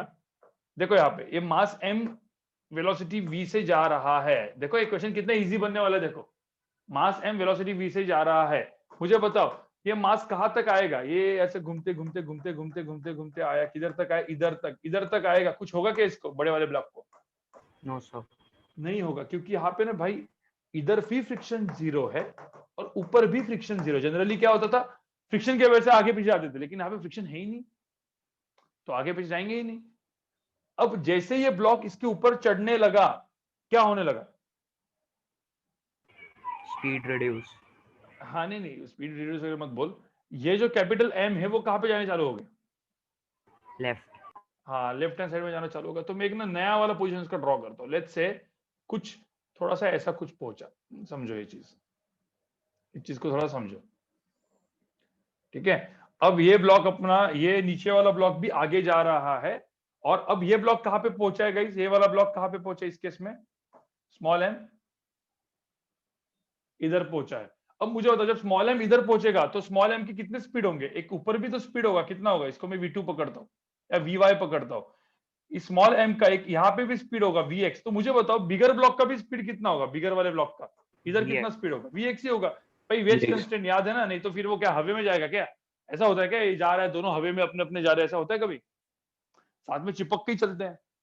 तो ध्यान में रखना बड़े वाले ब्लॉक का, जो बड़े वाला ब्लॉक है जिसका मास कितना है कैपिटल M, उसका स्पीड कितना है? vx। स्मॉल m का भी vx है। देखो अब एक इसमें बहुत इंपॉर्टेंट बात है गाइस, यहाँ पे देखो मैं छोटे वाला जो यहाँ पे फिगर ड्रॉ किया ना, इस केस में एक फिगर ड्रॉ कर रहा हूँ। यहाँ पे हमेशा नॉर्मल फोर्स हमेशा क्या हो रहा है, देखो एक्शन रिएक्शन में आ रहा है कि नहीं आ रहा है, देखो। Yes sir. भाई मैं जब m+m सिस्टम को मानूंगा, देखो यहाँ पे m+m, ये बहुत कंसेप्चुअल क्वेश्चन है गाइस, एकदम कंसेप्चुअल क्वेश्चन है। m+m को मैं सिस्टम मानूंगा तो कौन सा फोर्स इंटरनल फोर्स होता है? नॉर्मल फोर्स की वैल्यू कितने होते हैं? 0 नेट नॉर्मल फोर्स 0 होता है। क्यों? क्योंकि एक्शन रिएक्शन में आता है। मुझे बताओ इस मास के ऊपर, इस स्मॉल मास के ऊपर ग्रेविटी किस डायरेक्शन में, कौन सा डायरेक्शन में? डाउनवर्ड डायरेक्शन में। तो डाउनवर्ड डायरेक्शन में कोई ना कोई नेट फोर्स है जो कि कितना है? ग्रेविटी है ना। सर फ्रिक्शन भी होना चाहिए क्या? अरे भाई फ्रिक्शन नहीं है ना, फ्रिक्शन लेस है ना, बोला ना। फ्रिक्शन होता तो क्वेश्चन सॉल्व ही नहीं करते अपन, बोला ना तुमको, सॉल्व ही नहीं हो पाता क्वेश्चन। अब यहाँ पे देखो नीचे ग्रेविटी है, तो मुझे तो अलोंग वाई एक्सिस कौन सा फोर्स है? अलोंग वाई एक्सिस कौन सा फोर्स है? Net force, gravity. लेकिन मुझे बताओ कोई भी net force along x axis है क्या? Is there any net force along x axis? नहीं है। अरे नहीं है, नेट फोर्स अलोंग एक्सिस में है ही नहीं, क्योंकि एन कैंसिल हो रहा है ना, सेंटर क्या ऐसे क्या बोला था? तो नॉर्मल फोर्स सब कैंसिल कर एक दूसरे को, तो there is no net force along कौन सा एक्सिस? X axis. If there is no net force along x axis, then we can conserve momentum along कौन सा एक्सिस? X axis. आपको पता है इस क्वेश्चन का सॉल्यूशन सिर्फ 2 लाइन का है, क्योंकि यहाँ पे नॉर्मल देखो, एक नॉर्मल इधर, थोड़ा सा ऊपर जाएगा नॉर्मल इधर, फिर नॉर्मल दूसरे बड़े वाले पे नॉर्मल इधर, ठीक है। तो भाई नॉर्मल सब एक दूसरे को कैंसिल ही करे जा रहा है। तो initial momentum along x axis कौन किसका था? सिर्फ इनिशियल मोमेंटम कहाँ पे था? सिर्फ mv था ना भाई। छोटा ही ब्लॉक तो घूम रहा था मास इनटू वेलोसिटी से एक्स एक्सिस पे, देखो। हाँ, फाइनल मोमेंटम क्या था? फाइनल मोमेंटम कौन कौन घूम रहा है? बड़ा वाला ब्लॉक भी घूम रहा है। बड़ा वाला ब्लॉक कितने स्पीड से घूम रहा है? m इंटू vx से घूम रहा है, बराबर। और छोटा वाला ब्लॉक अलोंग एक्स एक्सिस कितने स्पीड से घूम रहा है? m इंटू कितना घूम रहा है? vx। तो मोमेंटम कंजर्वेशन करेंगे कहाँ पे? Along x axis. तो इससे vx की वैल्यू मेरी मिल गई। कितनी मिल गई vx की वैल्यू? mv डिवाइड बाय क्या? Capital M plus small m। बस मेरा आंसर वैसे पता है, ये 3 ही स्टेप का आंसर था, लेकिन क्वेश्चन एकदम HCN में क्वेश्चन नंबर 20 ने एकदम लास्ट में रखा है, क्योंकि कंसेप्चुअल क्वेश्चन है गाइस, इसलिए वापस से जेईई एडवांस में आ जाता है। समझ रहे हैं? ये बहुत ही कंसेप्चुअल क्वेश्चन था, इसीलिए वापस जेईई एडवांस में आता है, या जेईई मेन के अच्छा level, pro level and AIIMS का अच्छा लेवल। समझ में आ रहा है? अब जेईई मेन में जो डिफिकल्ट लेवल होता है उसमें ना ये V2 भी पूछते हैं कि फाइंड दिस Vy, इसका Vy का भी वैल्यू निकालना होता है। फिर इसमें आपको वर्क एंड थ्योरम वगैरह भी लगाना पड़ेगा, ठीक है। तो ये भी सब करके फिर ये दोनों क्वेश्चंस करने पड़ेंगे आपको। समझ में आया? तो गाइस एक मैं आपको एक बात बताऊं, जब हमारा रिवीजन स्टार्ट होगा ना, या रिवीजन या फिर अंदर कभी कभी जैसे मैकेनिक्स मेरा खत्म हो जाता है, तो मैकेनिक्स के बाद में 50-60 क्वेश्चन की, एक अच्छे लेवल के क्वेश्चन की एक वर्कशीट भी दूंगा आपको, जो आप पहले घर पे सॉल्व करोगे।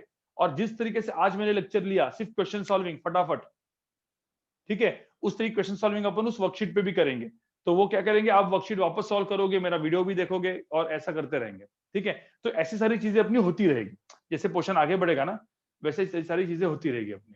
जैसे पूरा मैकेनिक्स के ऊपर मैंने एक पूरा हफ्ता अपना सिर्फ क्वेश्चन सॉल्विंग होगा, सिर्फ क्वेश्चन सॉल्विंग, मतलब पूरा हफ्ते में दोनों लेक्चर मेरे 2.5 घंटे के सिर्फ क्वेश्चन सॉल्विंग वाले होंगे, लेकिन पूरा मैकेनिक्स कंबाइन, मतलब उसमें हर एक कंसेप्ट को हर एक चीज की लगेगी, लेकिन वो मैं वर्कशीट आपको दूंगा, उसको आप पहले सॉल्व करोगे, फिर उसको हम लोग डिस्कस करेंगे, ठीक है गाइस? Yes sir. तो अभी क्या है, अभी मतलब ऑलमोस्ट अपना हो चुका है। मैंने आपको ये सारा का सारा linear momentum and centre of मास के सारे क्वेश्चंस आप खुद अभी वापस एक बार सॉल्व करोगे, ठीक है, और अच्छे से उसको मतलब खुद से ट्राई मारो, और फिर मेरा वीडियो सॉल्यूशन या पीडीएफ देख लो सर। ठीक है? इसका भी हाँ बोलो सर। अगर सर मतलब जो सेमी सर्कुलर एरिया है उधर से ही अगर सिर्फ फ्रिक्शन होगा, मतलब फ्रिक्शन होगा तो भी ये सॉल्व हो पाएगा, पर मतलब ज़्यादा वेरिएबल्स और इक्वेशंस लगाने पड़ेंगे, बट वो भी सॉल्व हो पाएगा? नहीं, सॉल्व हो जाएगा, सॉल्व हो जाएगा, थोड़ा सा स्पीड वीड कम हो जाएगा, लेकिन उसका जो वीवाई है ना, वीवाई वो नहीं सॉल्व होगा। वीवाई भी सॉल्व हो सकता है, वैसा नहीं है तो कि होगा नहीं ना होगा, मतलब। ठीक है। वीवाई भी सॉल्व होगा जब दोनों को अपन उसमें लेंगे, लेकिन मतलब सर मतलब अब उस टाइम रेडियस लगेगा मतलब, तो ही मतलब वो क्वेश्चन है ना, क्वेश्चन नंबर 61 पे जाएंगे अपन, जब क्वेश्चन नंबर 61 सर। तक पहुंचेंगे तब अपन वो करेंगे, उसमें है वो क्वेश्चन, ठीक है। और डीसी पांडे के अच्छे लेवल 2 में भी वो सब क्वेश्चंस है, ठीक है। चलो गाइस बढ़ते हैं, मतलब आगे मिलते हैं अपन। सर हाँ बोलो। सर संडे के वैट को सेंटर ऑफ मास का भी टेस्ट रहेगा क्या? संडे का वैट मतलब आगे का ना? हाँ बिल्कुल। अभी ये जो डैट है, डैट में तो लीनियर मोमेंटम तक आएगा, centre of mass and linear momentum आएगा फ्राइडे को, ठीक है। और जो संडे वाला जो टेस्ट है उसमें संडे का जो वैट है उसमें वो मैं जो वैट रख रहा हूँ ना गाइस, वो वैट सिर्फ वर्क पर एनर्जी, सर्कुलर मोशन है, इसके ऊपर रखने वाला हूँ, ठीक है। WP वर्क पर एनर्जी, सर्कुलर मोशन है, इतना जो अभी अपन ने किया है उसके ऊपर। एडवांस का टेस्ट जो होगा, एडवांस का टेस्ट वो सबके ऊपर है, सब मतलब सारे टॉपिक जो इसी टॉपिक के जो थे ना, अपने जो टॉपिक्स थे, जो अभी इस संडे को जो टॉपिक थे, उसी संडे के ऊपर रहेगा। सो तो ये संडे को 2 टेस्ट है, राइट? एडवांस वालों के लिए 2 टेस्ट होंगी, और जेई मेन वालों के लिए, सीईटी वालों के लिए, नीट वालों के लिए 1 टेस्ट होगी, जो कि वैट होगी नॉर्मल। एवरी सब्जेक्ट के 2 है या सिर्फ फिजिक्स के 2? नहीं, सिर्फ फिजिक्स के। ओके मैं एडवांस से फिजिक्स का रख रहा हूँ। सर पैरेलल ट्रैक में केमिस्ट्री और मैथ्स की भी वैट होगी? हाँ वो भी होगी, मतलब वैट तो होगी नॉर्मल, लेकिन एडवांस वाली नहीं होगी, नहीं तो तुम मर जाओगे ना, मतलब 6 टेस्ट दोगे क्या पूरा दिन? हाँ सर। हाँ, तो इसलिए मैं सिर्फ फिजिक्स की रखूंगा, फिजिक्स एडवांस होगी सिर्फ। Yes sir. ठीक है, चलो bye guys. Bye sir. Bye sir, thank you. Bye Bye sir, thank you sir. Bye sir. Thank you sir. Bye guys, bye guys, Bye, sir. Thank you. Bye.